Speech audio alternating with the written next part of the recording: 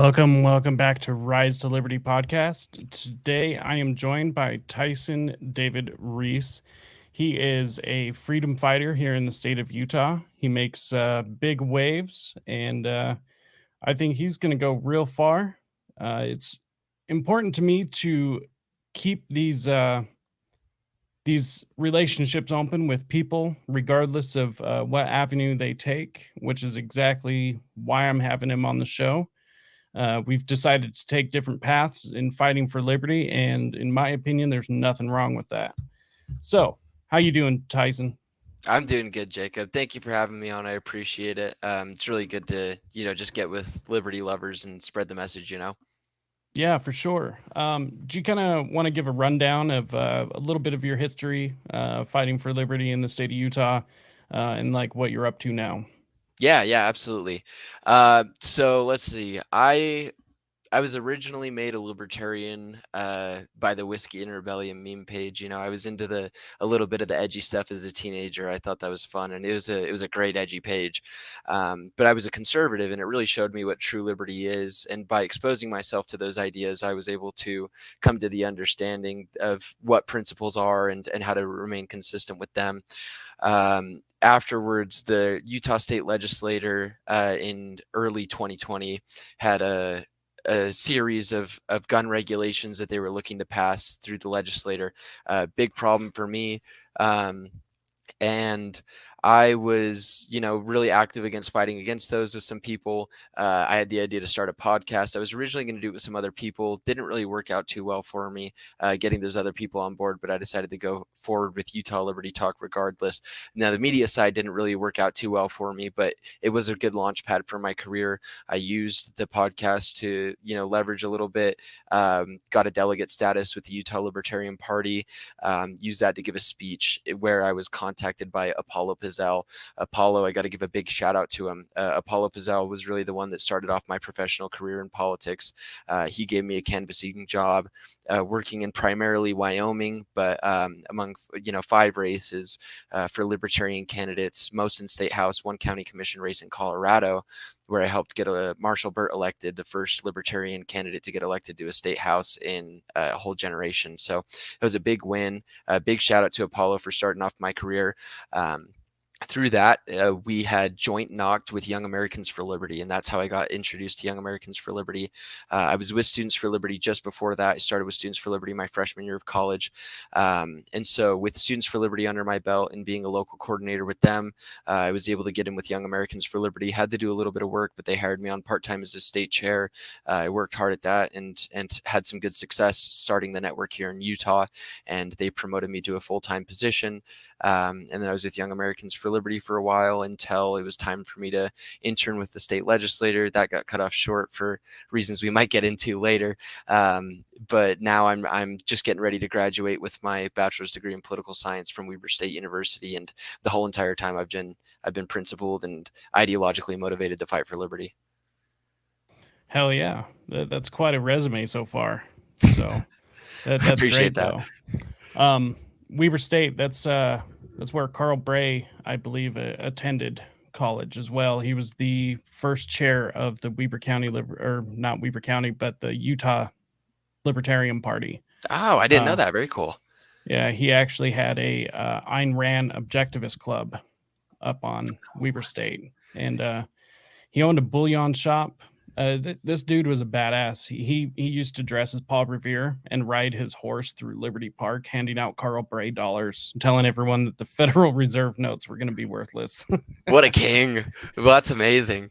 Exactly. He was just it's amazing. Like he was like openly defiant of like when Nixon put price controls on everything and dropped us off the gold standard, which basically started the Libertarian Party. He was in open defiance of it. He took out a full page ad in the Salt Lake Tribune and told the feds, I'm not going to comply with this. So that's really cool. Yeah, what a beast. I love to see that kind of thing, especially the activism, just getting out there, getting people aware. A lot of that footwork's hard to do, and the people that do it always got to have so much respect for them. Yeah, I think it's interesting. We have a really great history of that here in Utah, of rebellion. Yeah. and it seems like it kind of died out. It's been kind of downplayed for a few years. Honestly, I think it's on its way back. People like you and I, and there's some fresh blood in the Republican Party, the Libertarian Party, um, even in other smaller movements. There's just fresh blood, and it seems like people are just really hungry for this. Yeah, well, and that's totally true in Utah because, when you look at the history of the state, one of the things that we've always had at the bare minimum that would help the libertarian movement is the fact that we've consistently, since before the inception of the state, but since we've been in, a state, we've been consistently undermined by the federal government, and they've always targeted us and belittled us, and always just made everything more difficult on us. And we don't even get help from them.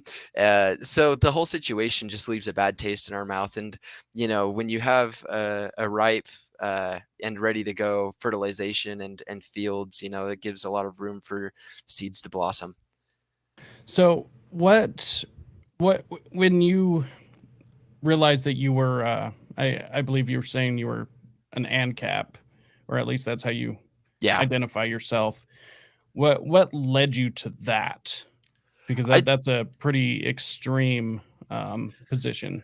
Yeah, it is. I mean, I would have to say that my biggest ideological influence in that would be Murray Rothbard. And frankly, the cornerstone of that would be his book, For a New Liberty, The Libertarian Manifesto. It's a fantastic book. It's a bit of a longer read as compared to another popular book of his, The Anatomy of the State, but it's a great read. It really solidified my position in being an anarcho-capitalist, because he outlines in so many different perspectives in so many different industries why everything would be better done by private industry. And frankly, it just makes no sense for us to have a government if private industry can do everything better than the government, which is frankly, there's no data to suggest that private industry can't do better than the federal government, and all the data suggests that it does do better than the government. What's interesting to me is like the government doesn't provide services, and there's no incentive for them to provide anything of value. Right. Well, and that's the hard thing is when you get into stuff that are just really intricate, like municipal sewage structures and stuff like that. The frankly, like I have this thing that I always say is like government doesn't create anything; they only monopolize it.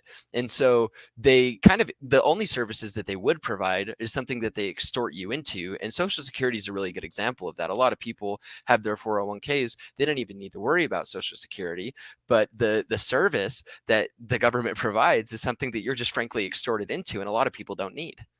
Yeah, and I mean, they just steal your money anyways, and I mean it's well, I guess it's not a Ponzi scheme because a Ponzi scheme you're duped into paying for it, whereas in Social Security we're actually forced into paying for it. So I guess Worse.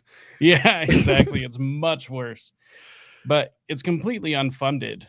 I mean, the unfunded liabilities, I believe, is somewhere around like 25 trillion or 22 trillion, somewhere like that. Like you and I, we're never going to see a penny of that.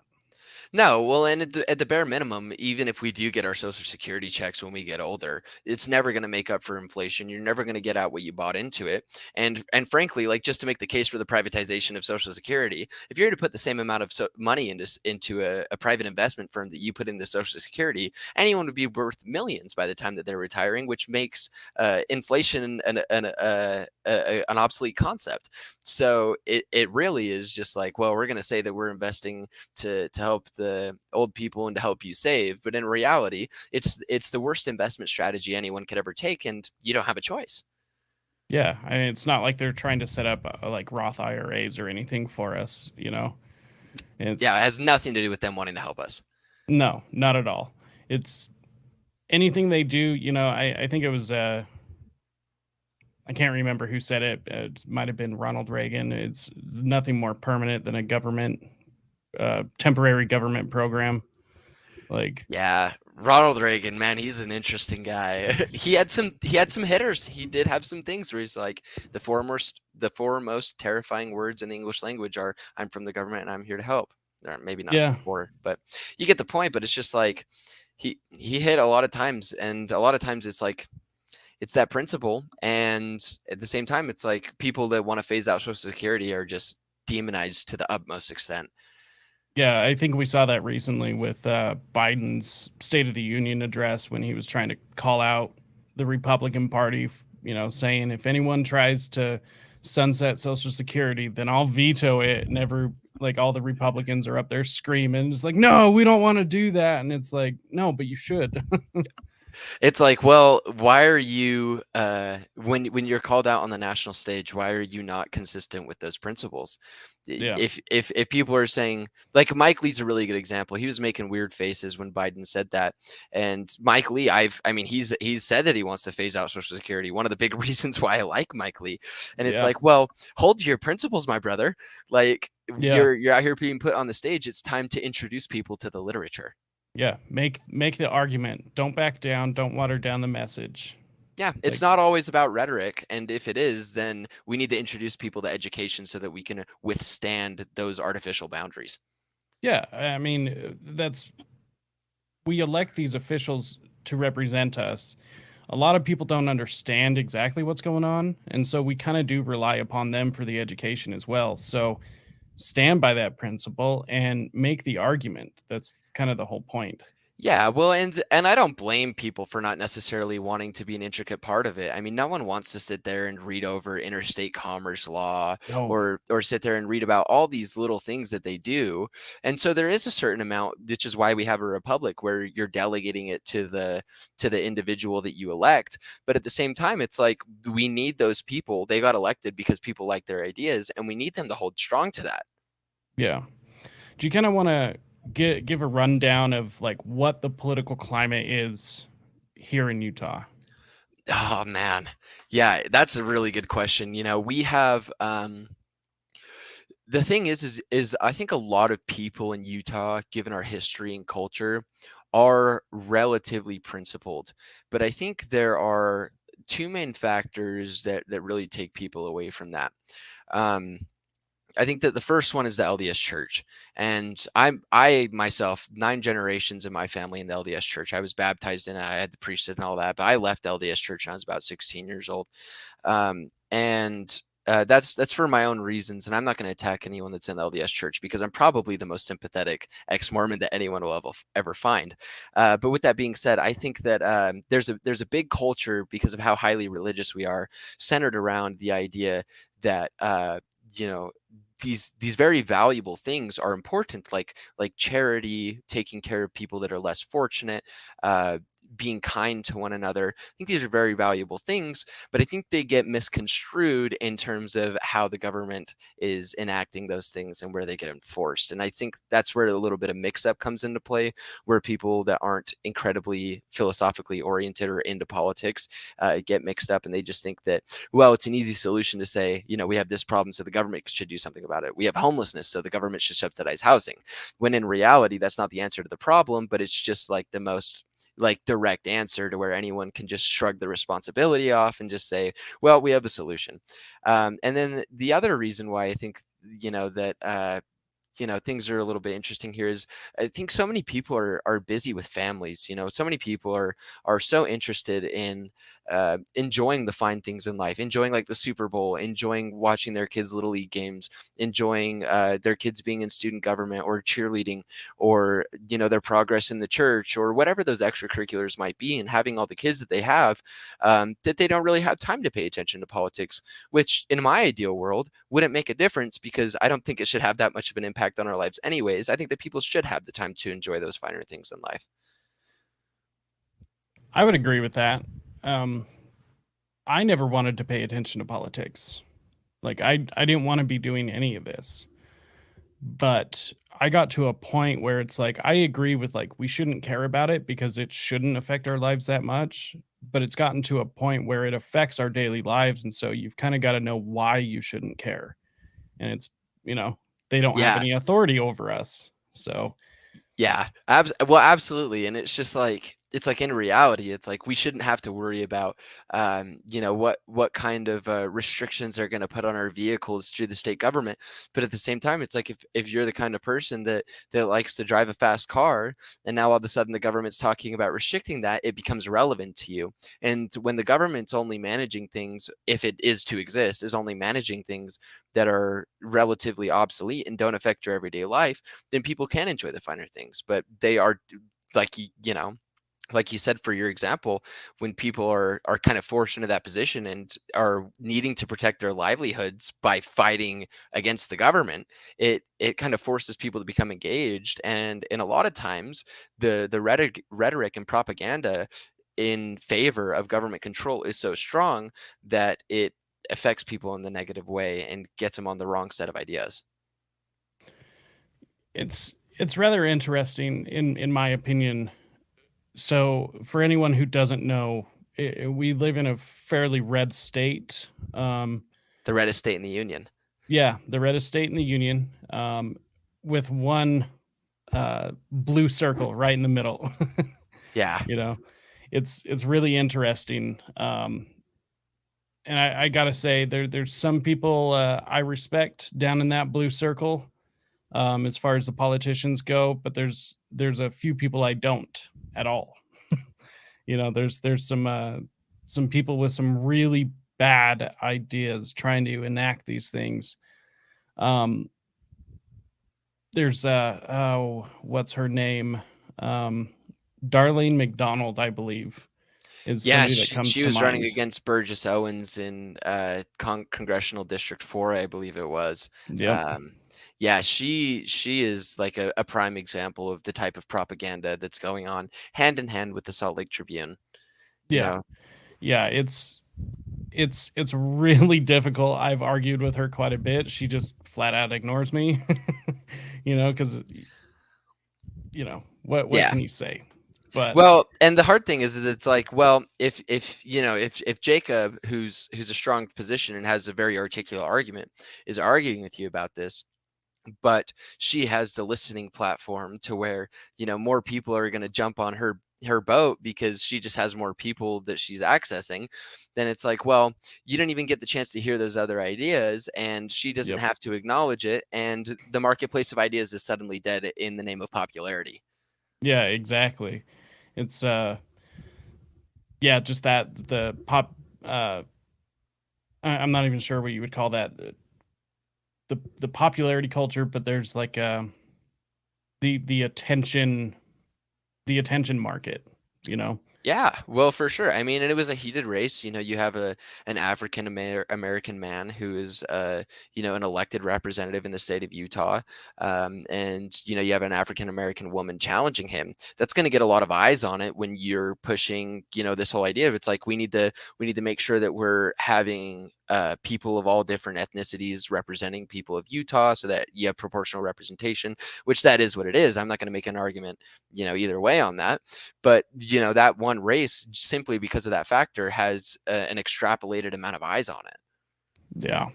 It's it's just really interesting seeing the dynamics between people. I think it was really eye opening, and this kind of ties back into we have principled people here because we just had a bill pass, HB 215, the School school choice. choice. Hmm.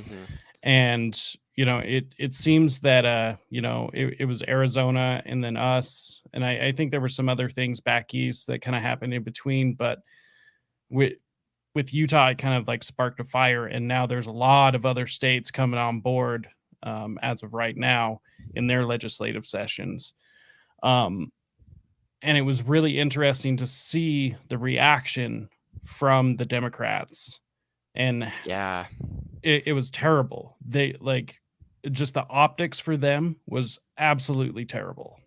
Yeah, absolutely. And I mean, one of the things that I think is most noteworthy about that bill in particular, and I'm a radical, so I'm like flat out school choice for every student, whatever. But Yep. Utah took a very compromising position on that, because not only were they willing to compromise in giving, teachers a salary raise in that, which they would make more in the free market, but Yep. not only were they compromising in giving teachers a salary raise in that bill, but additionally, that that program's only limited to 5,000 students. And, sitting through the commission meeting and sitting through the debate on the bill, the priorities are given to those 5,000 students, to students that are in lower income areas, to students that have learning disabilities, to students that really need it the most, to students that are genuinely struggling in the one size fits all public education system.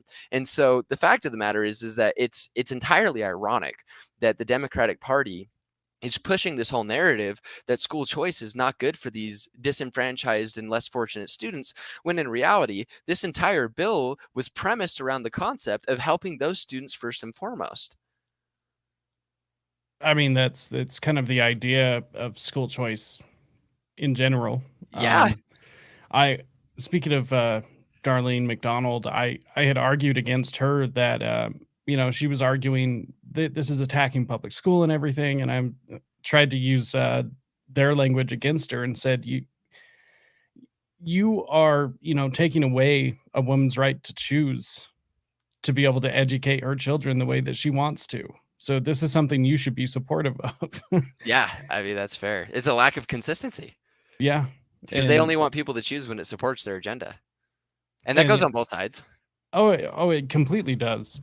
I thought it was kind of interesting too. I wish I would have had this pulled up. It was been kind of a scandal here in Utah. There was a video released not too long after House Bill 215 passed, where some teachers, I believe in South Jordan, were talking about how they were going to ignore some of the laws or regulations regarding like critical race theory and things like that.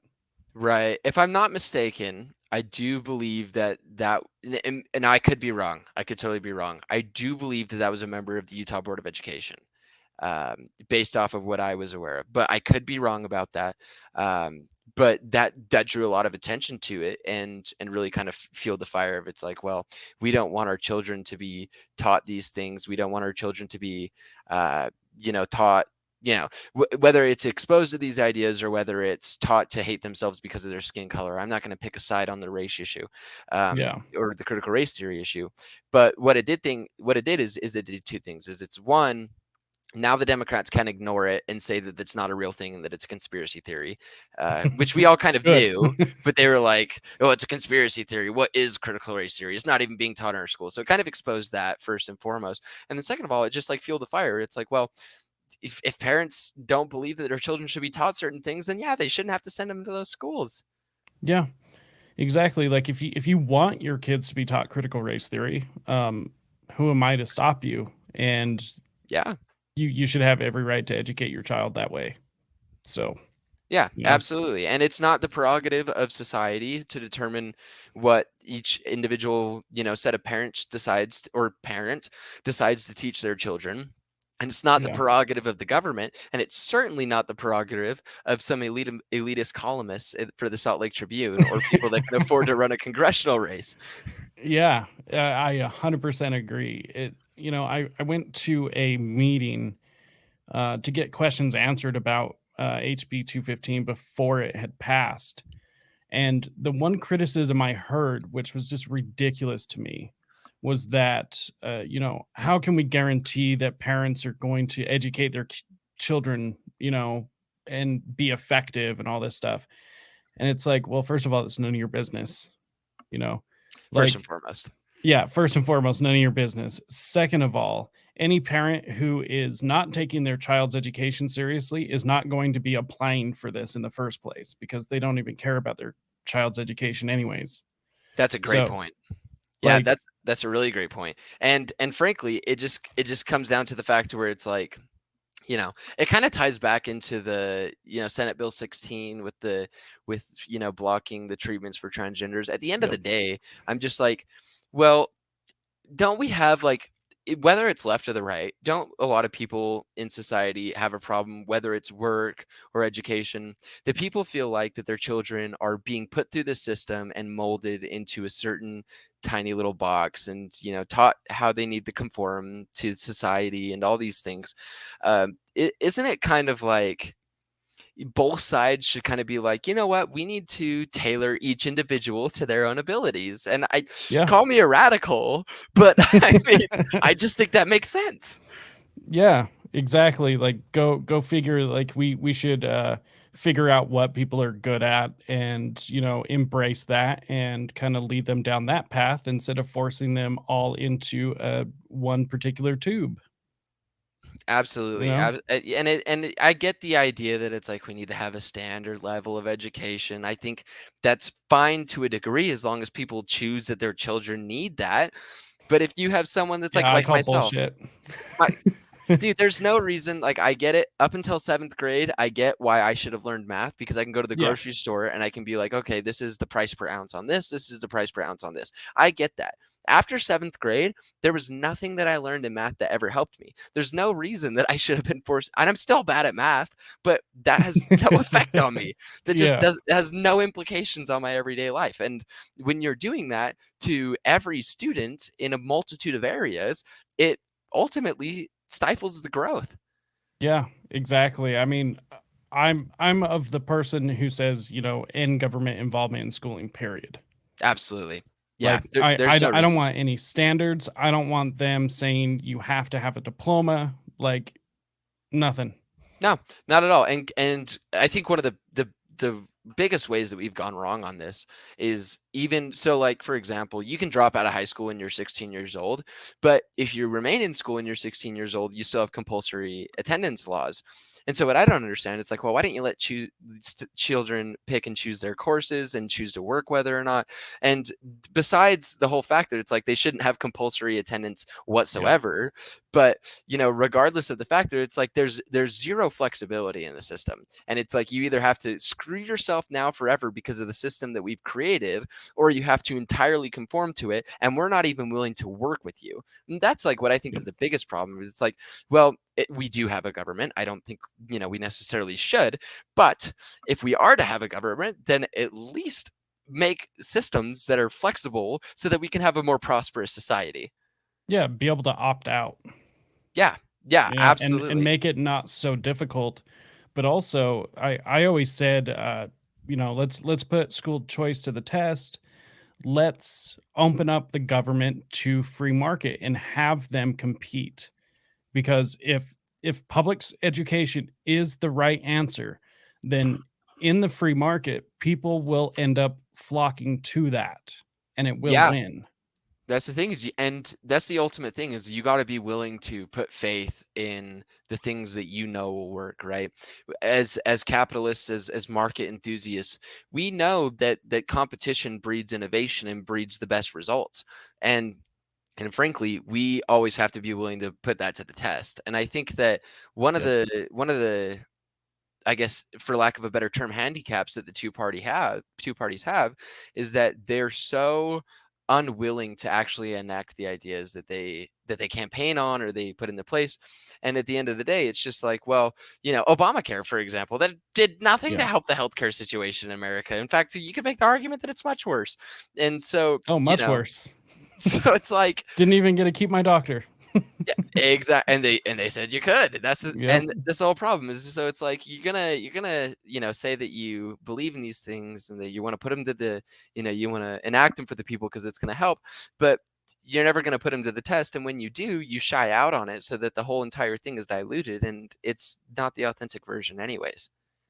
I agree, and that's where I think the third party comes in.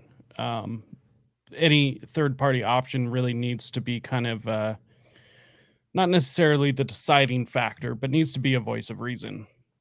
Yeah, I agree. I think one of the best things that the Libertarian Party does and third parties do respectively, but frankly, the only real third party there is the Libertarian Party, is they move it's the concept of the Overton window. You have debate that relies in here, and when you have someone bring the debate out here a little bit more, then it forces the other side to come a little bit this way. And the Libertarian Party does a really good job at moving that Overton window and forcing people to talk about issues that are a bit more ideologically motivated or are a bit more radical in the sense of like we need to actually facilitate markets here, and we can't act like we're facilitating markets without actually facilitating them and then Yep, claim we are, because the whole thing breaks down. exactly. It's only radical in if people haven't heard these ideas before. So Yeah, it's the I philosophy of common sense. yeah, I mean I ran in House District 9 against Cal Musselman, and I was actually quoted in the Standard Examiner as saying that we should end government involvement in schooling, period.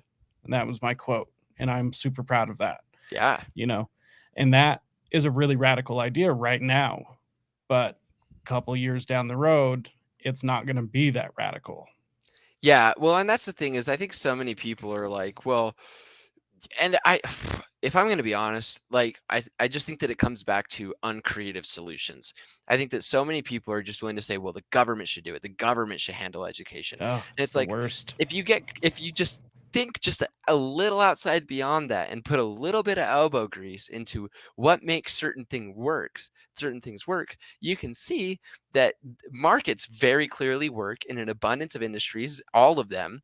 And if you look at the data, if you look at the results, if you look at where it's been implemented, there's no reason to suggest that it doesn't. So frankly, it's like we need to go gung-ho on that. We need to make sure that we are remaining solid on that. We need to make sure that we're facilitating the markets. We need to make sure that we are continuing to move that Overton window and the marketplace of ideas guide it into the direction that it needs to be going.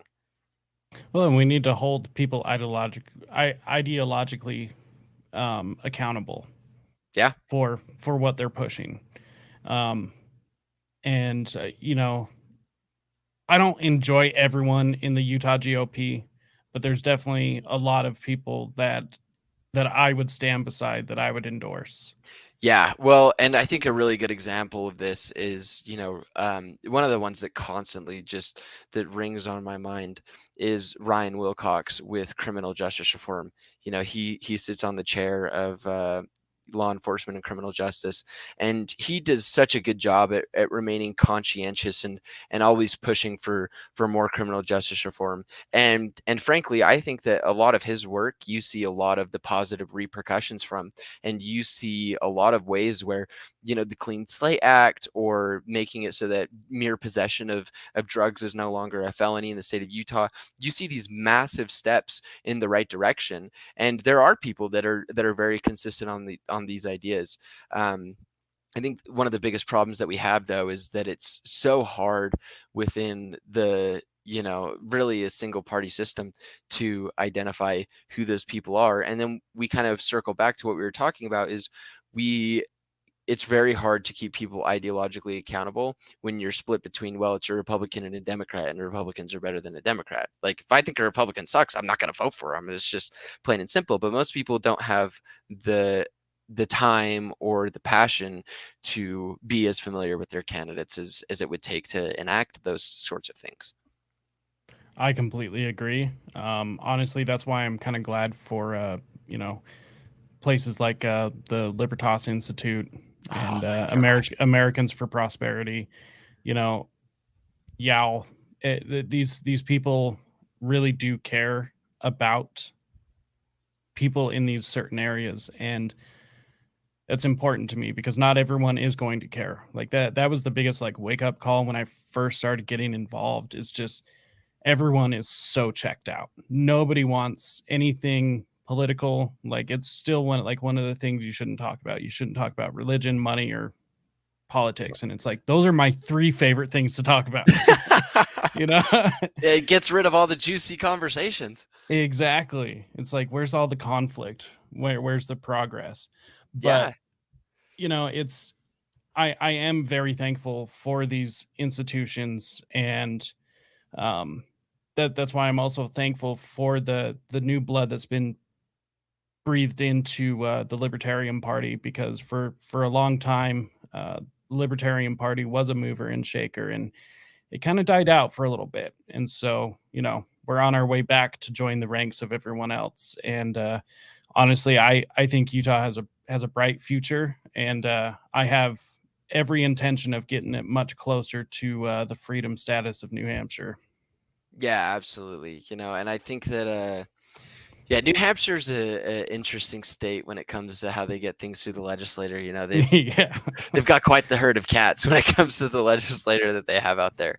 But I've so many good things to say about the Libertas Institute. You know, they do Yep. such a phenomenal job, and the way that they're able to tailor issues to individuals' passions and desires, and you know what things people care about. They do such a phenomenal job. I think they've been such a huge mitochondria in the state of Utah and making it a more pro-liberty state. And yeah, I frankly think that, I mean, I would make the argument that, you know, Utah's better than New Hampshire, not necessarily because of, you know, necessarily laws. I think society has a lot to do with it, but we're Yeah. so up there in not only the laws that we do enact that are pro liberty, but just the potential that we have due to our structure, our think tank structure, the way that the GOP is headed, the way that the Libertarian Party of Utah is headed, where we're moving that Overton window, the people that are becoming involved. I frankly think that it's got a really bright future ahead. And Yeah. you know, the thing that scares me though the most about it is that we're the youngest state in the union, and you know, having not only in my own university, but having spent a lot of time in universities, particularly in Utah, with Young Americans for Liberty. A lot of the people that are heavily politically involved lean very far to the left. They are outright socialists, Yeah. and that's the part that does scare me a bit. But I think that if we can solidify these things while we do have this window of opportunity, it would be drastically impactful in our ability to maintain a liberty-oriented you know, space that we're heading into in terms of longevity of our state's strategies and where we're actually headed. Yeah. Yeah. I would agree with that. There does seem to be quite the communist and socialist uprising here in Utah. Honestly, I just kind of want to corral the commies in Salt Lake. Just keep them there. You know. Yeah. Well, and you know, one of the things, and I don't know really, I don't really think there's a correct libertarian position on this, but frankly, like I'm just like, yeah, gerrymander Salt Lake, like get him out of here. I just like, I'm I not just like, opposed. I'm just like, you know what, like, you know, and frankly, I'm just like, well, you know, the state is majority Republican controlled, and I do think that there are a few instances where we do see Democrats. Like for example, I think the Libertas Institute is working very hard and carefully with Democratic Senator Minority Leader Lou Escamilla on a bill that would allow for psilocybin to be used in a therapeutic setting, which I think is a phenomenal step in the right direction. Yes. So we do see instances, particularly on the criminal justice side and you know the drug war side with the Democrats, but the hardest part about it is the foundations that make libertarianism work are the markets. And when you have an Yeah. opposition that's just so heavily rejecting that, it's like it's so detrimental to our ability to continue to move forward in a mode of prosperity. And so that's why I'm like, and frankly, I don't think that this one city where, you know, these highly urbanized cities they're never a representation of the state in its whole. And frankly, I think if we have the political tools to make liberty work to a greater degree than it is, then we need to use them. And I think that's partially where maybe some liberty-minded people in the past have not been able to succeed, is where they're not saying, well, this aspect of politics called gerrymandering, you know, it hasn't been utilized, and therefore we haven't been able to work to make sure that, you know, more liberty-minded people are coming into office. And when you don't jump on and as much as I hate the game of politics, if you're not willing to jump on that gun, then you're gonna lose. And that's just the rules of the game. As much as I like the Super Bowl, like it's a Yep. holding call. Hate to see it, by the book, you know, it is. Do I think it should be called? Not necessarily, but you know, it's like, well, you got to use the rules to your advantage at the end of the day, and Yep. if you don't, you're probably going to lose. Well, and there's something else I think that really gets overlooked in the liberty movement as a whole, and that's culture control. Go ahead. I Oh, want to hear more about this. so without control of the culture, influence in the culture, we'll lose politics. Politics is downstream from culture. And largely the left has been very successful at hijacking and influencing culture to a point where these are radical ideas of, freeing up the market. Like that's why they're radical ideas in the first place, is because people haven't even been exposed to them, because the left has been so good at hijacking everything. I mean, we're talking entertainment, music, art, everything. Yeah. And we just need more influence in that. And so it's kind of a dualistic system here. We need to be influencing culture just as much as politics. Yeah, that's a really interesting question. So, and frankly, I think the culture war is probably one of the harder things to get involved with, and it almost seems impossible to influence culture without getting involved in the culture war. But I think one of the things that has made the left so successful with this is a lot of the premises around the culture things that they're pushing, and socialism, are very hedonistic, and they're very much like given to your natural desires. If you want to and I'm not going to say like people should do what they want to do, but if you're talking about the primarily progressive filled sexual revolution, for example, these are hedonistic ideas that have been historically pushed by the left, and I'm not necessarily saying that the government should become involved with them, but they're an example of how they've influenced culture, and an example of how they've been able to gain allies in that way. I think that if the GOP are the ones that jump on the gun for supporting the rights for gay marriage, then it looks a lot different. You gain a lot of allies or lose a lot of allies depending on what side that you pick on this issue.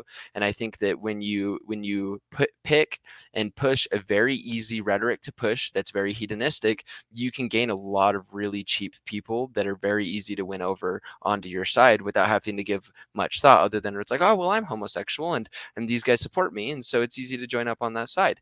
And I'm not meaning to put everyone under the same umbrella, but all I'm saying is that when you have people that are saying we support these things, and you conglomerate that over time with an abundance of people that are single issue voters, it gives you a lot of people that are very easy to persuade to other agendas. Well, and when you break it down and you just appeal to the lowest common denominator, and I hate to reference people that way, but a lot of people are single issue voters. Yeah. And it's like, well, first of all, I would like to let everyone know that the Libertarian Party has been the best on LGBT rights since the 70s. And Yeah. I mean, Hillary Clinton, Obama were still against gay marriage in 2008. So yeah, from the inception of the Libertarian Party, they've never once changed their position on it. It has always been very clear, yep. What they've supported. So yeah. Just saying, that's where principles get you. That's where principles get you. Yeah. So it's interesting. I don't think politicians necessarily need to be the ones in the culture either. It's just that these ideas need to be introduced more thoroughly. My personal opinion is there needs to be shame brought back to society. There are shameful things in life, and people should feel shame for those shameful things. And these are things that you can't legislate against, nor should you. Dude, that is a really good point, because there are a lot of things in society. Like, one of the classic libertarian questions is if a man chooses to go to the store and buy a raw chicken and proceed to have intercourse with it and then eat it, is that wrong? Like, it might be wrong, but we do not need to legislate against that. There's no reason we should. And when you legislate against obscure acts like that, it just creates a catastrophe. I mean, you have entirely, fortunately, overruled by the Supreme Court in a ruling in some sort of Texas law in 2005, but you have a whole bunch of situations where in Utah, it used to be considered statutory rape if a woman had her shoes off in the car with you. And so, when you put yourself into these situations to where you legislate shame, you can create a lot of problems. But if you can control these things through societal paradigms, then that changes a lot, and it can guide people in the right direction. You're always going to have people that are going to steer off, and you're always going to have people that fight against that. You're always going to have the fringe on either side of it. The people that, will exclude you from your business if you have intercourse with a chicken that you cooked or whatever. but you're always going to have the fringe on either side. But it's like, in reality, it's like, well, I don't, I'm not going to, eat the chicken with you. Yeah. Yeah, exactly. I'm not hungry. So that's a really good point. I think you make a good point there. You know, it's I think a lot of our issues at least stem from cultural decline, you know, and there's just a lot of issues, and it's like if you don't want to be shamed for these certain things, don't make it public. Yeah, and that's a really good point. And I think there's well, I want to ask you a question about this, but I think there's a huge push right now, which is again like lowest common denominator, right? It's very easy for the left to scream the word tolerance. And when people are doing obscure things that probably should be frowned upon by society, the left is sitting there calling for tolerance, and that appeals to the lowest common denominator very well. It makes for very strong rhetoric. But at the end of the day, we are seeing a massive decline in culture, and I think that we're seeing that a little bit. It's slowed down a little bit here in Utah compared to other places, in my opinion. But we are seeing a drastic decrease in the cohesion that exists within cultures. So I Oh guess my yeah, question for you is, what do you think is the leading cause of that? tolerance. Yeah, Because where do you draw the line? You know, yeah, it's like if you scream tolerance, then tolerance of what? it's And how arbitrary. much are you exactly how much are you willing to tolerate? Like, for instance, like Drag Queen Story Hour, is a perfect example. It's a great example. Nobody had an issue with drag shows until you involved children. Yeah. Well, and then it's like obviously we don't want our well, I would say we as in who, but most people don't want their children to be in that. And it's like Yeah. that's fine if you want to do whatever. Frankly, for me, like I want my little boys to be masculine football players, and it's not your prerogative to push that agenda onto me or my children. Yep. Another problem with public education, by the way. But the fact that you are going to call me some sort of bigot for not wanting my flesh and blood to be exposed to certain things is Yep. just outrageous. Now, I do wanna say that I do believe that it's tolerance of degeneracy is my personal opinion, and, as far as what is degenerate, that's a little bit more subjective, Sure. but I believe there is a very clear line of what is degenerate, and I don't believe that this is specific to drag shows or anything. I've been to drag shows. I've had a lot of fun. My cousins performed as a drag artist before, and it's great. But there's a time and a place, you know. Yeah. Um, Sure. and in an adult bar, 21 and older is probably the appropriate place for a drag show. Yeah. Out in the streets during Pride, I don't want to see your cock and balls, you know. Yeah. Well, and There's it's just a like, time and a place. yeah, and that's a part of like where you really see the bandwagon there is it's like, well, you're gonna say tolerance for this one thing, which should be tolerated by government. Now, I don't necessarily think that every religion or every household has to feel the same way about gay marriage. Yep. That's each individual's prerogative based off of how they Or want to straight run their marriage for that lives. matter. Yeah, or straight marriage or marriage in general. Yeah, I know a lot of I'm not going to give names, but there's a very, very, very big influence in my life, which is always consistently telling me, dude, you never have to get married. You never have to get married. Yeah. Any of those things like that it's like, well, we have the responsibility to allow people to make their decisions in their own way, which kind of brings me back to this Thomas Jefferson quote where he says, I swore at the altar of God to make myself an enemy to every sort of tyranny over the man of mind. I And, just made that my lock screen on my phone. and it's phenomenal, and it exactly coincides with what you're saying, where it's like, yes, like there is a time and place for these things, but the fact that you're going to use this popular phrase and manipulate it to concepts where it's not even generally applicable is where you just get entirely like you're becoming an intellectual tyrant. Yep. Exactly, and I think that's what has ultimately led to the cultural decline that we see, and I think it is slowly picking up steam as more and more things have to be tolerant and less people are able to criticize. Yeah, absolutely. And, it goes right into hedonism. I think a lot of this has to do with the fact where Yep. it's like, well, you can't shame my fetishes. And now we're getting Oh, into the I whole sure minor can. attracted. Yeah, exactly. And now we're getting into the whole like tolerance for minor attracted persons. And it's like, I'm getting to the point where it's like, I reject the whole idea that slippery slope is even a logical fallacy anymore because we just Yeah. see it play out so consistently. Yeah. Yeah, exactly. I completely agree. It's one of these things, and there's a major issue with this in the Libertarian Party, within the Mhm. culture of the Libertarian Party, and I can't stand it. It's that just because, like, for the pro sex work people, I don't want people arrested for sex work, you No way. know, but at the same time, I'm not going to promote it. I don't Absolutely. support it. It's not my thing.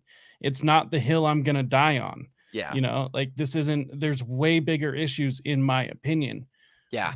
But yeah, of course, I don't want people arrested for it. That's ridiculous. Yes. But And sex work is sex work. It's not work, because there's that famous, sex work is work. No, it's not. It's sex work. yes, and it's certainly its own thing. I think there's a reason why, whether it's regulated or not, you look throughout society and it's its own thing. Just like sex is sex, but when you look throughout society, not the same thing when it's with the minor. You know, Yeah, you get into exactly. these concepts where it's like, like yes, I think that the consequences of the government regulating or prohibiting sex work are dire, and I think it's much worse than having it legal. However, that doesn't mean that I'm going to tell anyone that I think they should do sex work. Yeah, exactly. I don't support it. I think it's degenerate, you Yeah. know? And I have no problem slut shaming. In fact, I think we should slut shame No, as a I've culture. seen you post about that recently, and this is where you get with principles, but you're very consistent, like men or women. Yeah, oh yeah. Oh yeah. It's not cool for men or women. It doesn't benefit anyone. If you look at hookup culture, it doesn't make anyone happy. We're not better off as a society because of it. No. And there we've tried it. We've tried it since the 60s. It's not working. Let's stop Yeah. because it's why keep doing the same thing over and over expecting different results? Yeah, absolutely. And on the same note, while we're talking about tolerance and sex work being, one of those things, are you a fan of comedy? Andrew Schultz? Oh yeah. Oh yeah, Okay, huge so fan of comedy. oh, he's I good. I love to hear that. So Andrew Schultz, great comedian.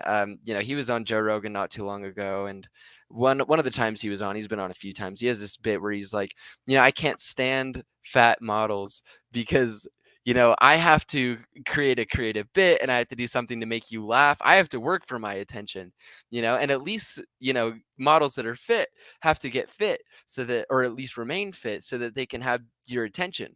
But the fat models are just riding on this whole idea where it's like, well, I'm fat and you have to respect me and pay attention to me. Yeah. And we see Yep. that so much. It's just like, what are we doing? Like, and it's kind of like ultimately it goes back to markets. 'Cause it's like, Yep. I don't want to pay to see a fat model. I wouldn't want to pay to see a regular model anyways, but you get the point. But Yeah. it's like people don't necessarily want to pay to see a fat model, but the fact that you're being an ideological and intellectual tyrant and you're forcing this down people's throats actually dilutes the market. Yeah. And it just turns people off to the whole idea in the first place.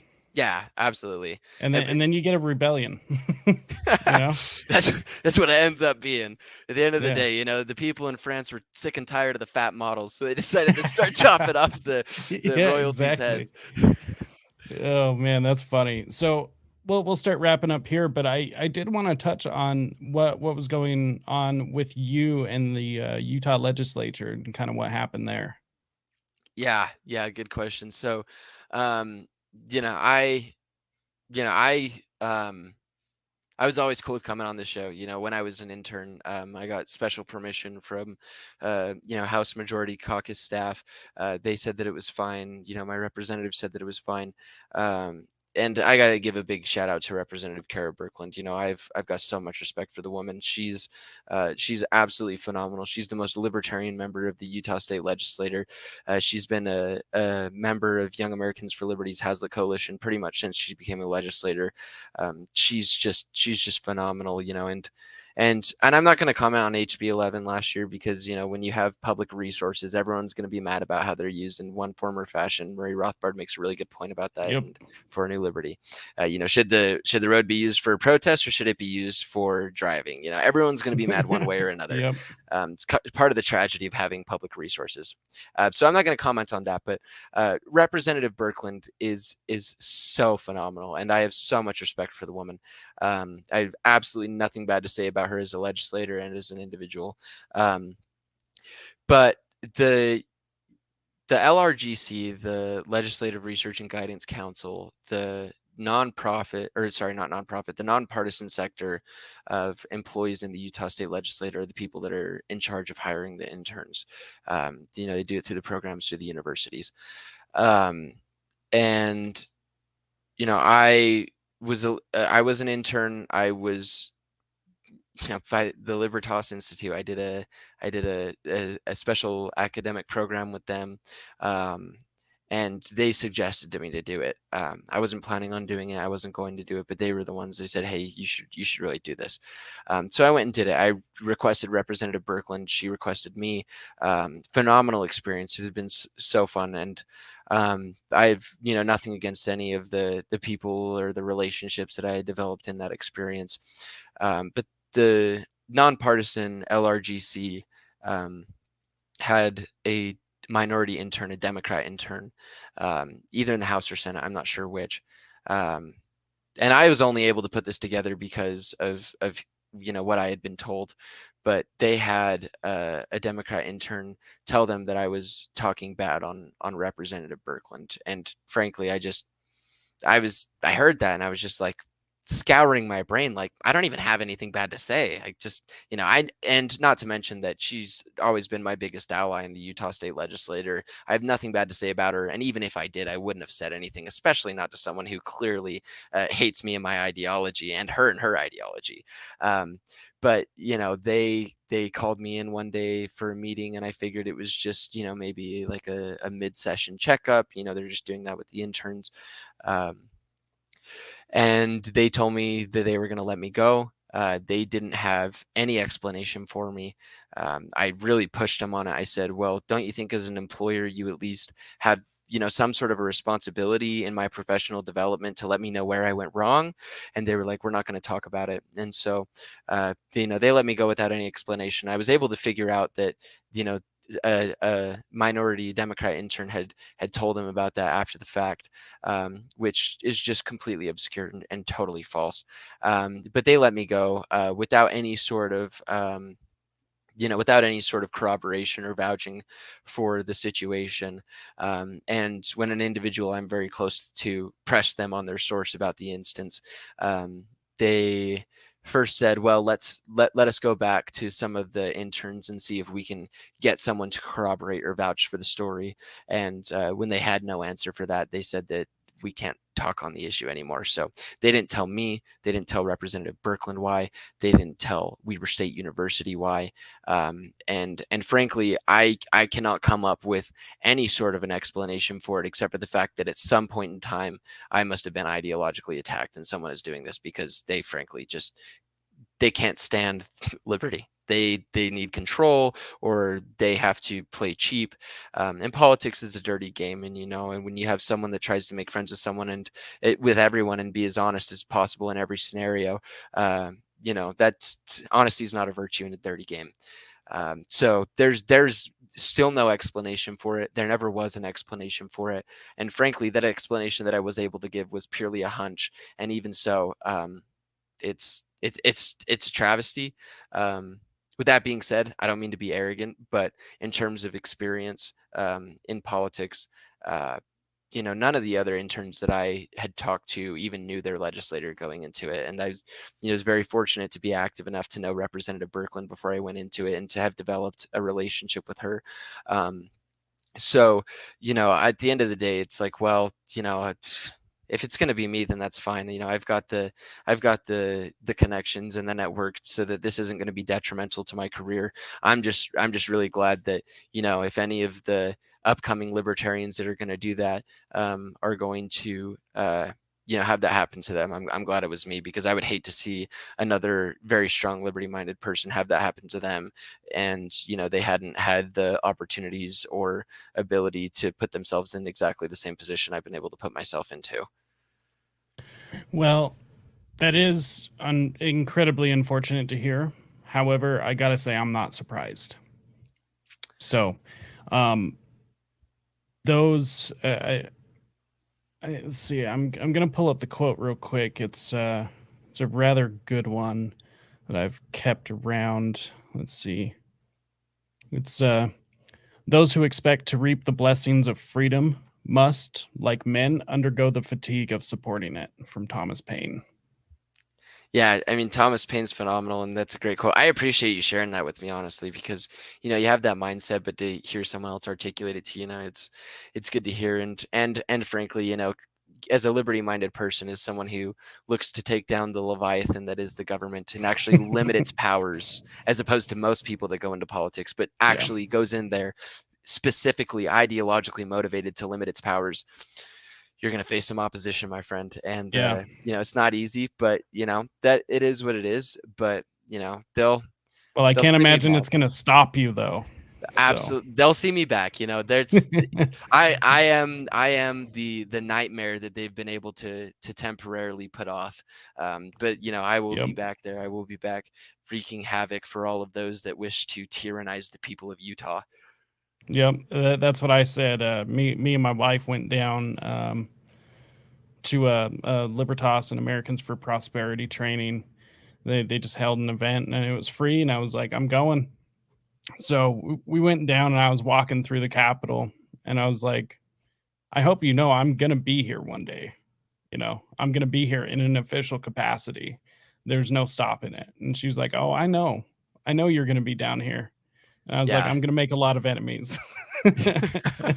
Well, and that's the thing, is you can't, someone that is, and the best part is the stories that we have been told growing up are all about these people that are fighting for the right thing, the honesty, the thing that they know is truly right.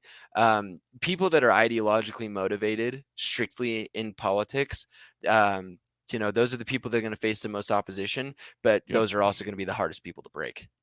Yeah, exactly. Well, I think we're gonna wrap it up here. Honestly, it was a great pleasure to get you on, and I want to make sure and get you on again. Um, Yeah, this is going to be a powerhouse show. One of the first things I said when I first started the show, I will be the largest Liberty podcast by the end of this. let's go. I love to hear it, man. And I love that you're, able to not only look at the things that are national scale, not only the things that are culture, not only the things that are conspiracy, not only the things that are, individual wellness, but, on the local level, you've got a broad diversity of subjects that you can touch on. And I'm here for it, my brother. I really am. Oh yeah. I'd love to see it continue. Yeah. Well, we'll like I said, we'll definitely get you back on. Is there anything you want to plug? Your Twitter or anything else you want people to check out?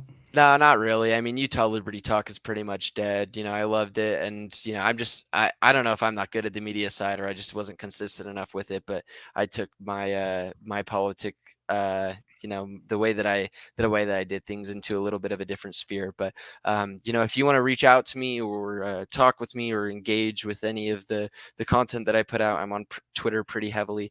So it's at TR4 Freedom on Twitter. It's the number 4 TR4 Freedom. So you can get me. I'd love to see people on there, engage with more people, and I really appreciate you inviting me on the show. I told you from the start. Oh yeah. Great show. I really appreciate it, man. Yeah, anytime. You are always welcome on this platform. And we'll wrap up on this question. It's a question that I love asking everyone, because everyone has a different answer. Why does liberty matter in the first place? Oh man, why does it matter? That's a great question, and I can see why there would be so many different answers, because you can really, take that whatever way you want to. I think that it matters because I think that, and this goes down to a very spiritual level for me. But I think we're here to work on things as individuals, as spirits that we need to work on. And I think that ultimately there is no better environment that fosters self-responsibility and accountability other than that where liberty is prosperous. That's well said.